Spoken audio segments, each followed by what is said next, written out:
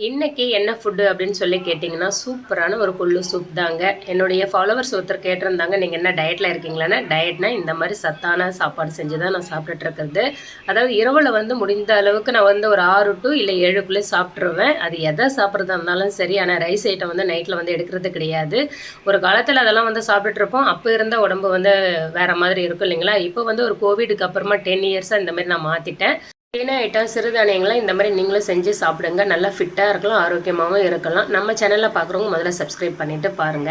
இந்த உலகத்திலேயே சொல்லப்போனா ரொம்ப ரொம்ப மதிக்கத்தக்கக்கூடிய ஒரு உறவுகள் எதுன்னு கேட்டீங்கன்னா, அம்மா பிள்ளைங்களுடைய உறவு. அதே மாதிரி நல்ல ஒரு ஃப்ரெண்ட்ஷிப் இத தான் சொல்லலாம். சுத்தமாவே பிடிக்காத ஒரு உறவுகள் எதுன்னு கேட்டீங்கன்னா, இந்த கணவன் மனைவி தான். அதையும் வந்து ரொம்ப அழகாவும் அமையறதுக்கு வாய்ப்பு இருக்கு.